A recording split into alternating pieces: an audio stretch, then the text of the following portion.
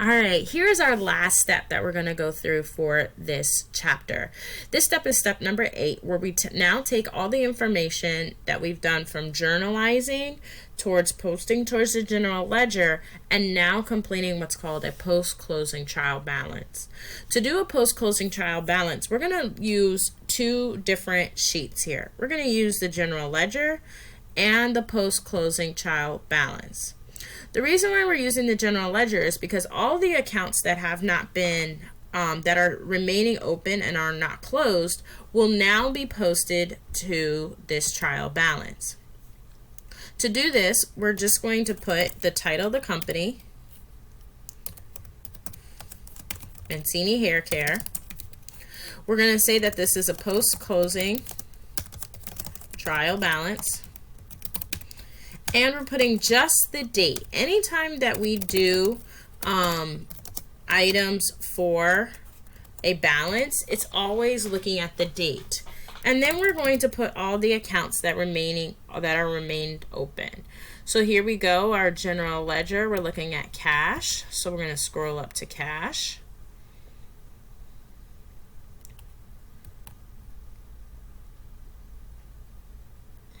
And our balance for cash.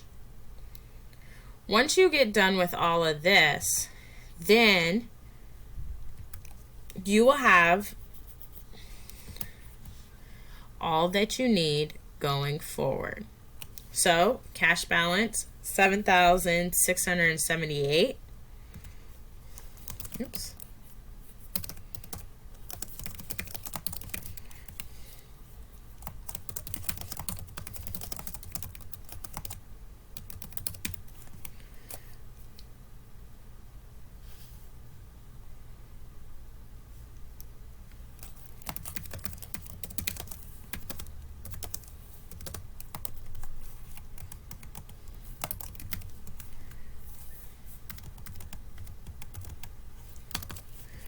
Now, let's go to our next account.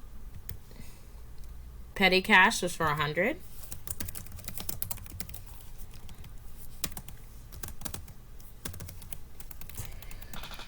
Our next account is accounts receivable, Jennifer Balsa, for $164.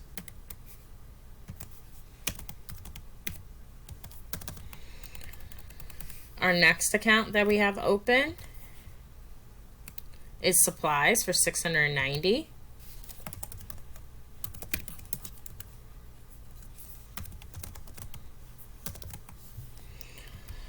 Our next account that we have open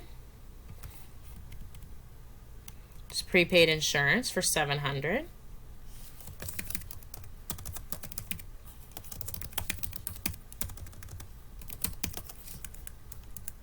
And you'll notice that I'm putting these accounts just as they're stated from the general ledger, being that this is where I got my prepaid insurance. This is my balance. My accounts payable, Alta Supplies, is for $733.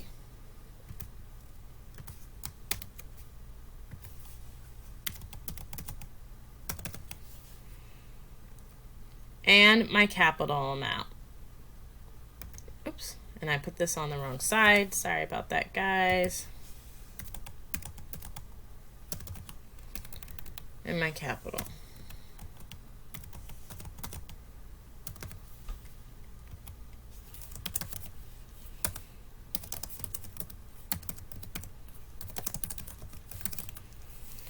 Okay, once you've determined that you've gotten all the balances, we're going to put a single line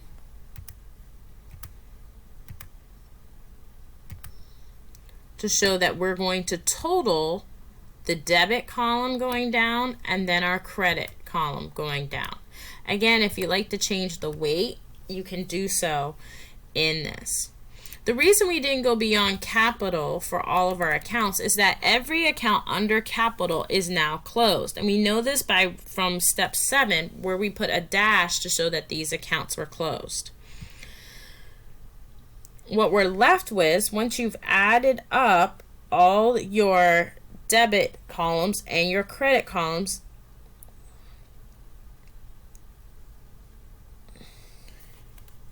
you should be equaled. So in this case, I have 9, 2 for this column, and luckily enough, I'm balanced as well in the second column. Because I'm finding the totals for both columns, I'm going to place the word totals here, and then don't forget to finish off with a single and then a double line. And that's it for step 8 and the last step in our accounting cycle.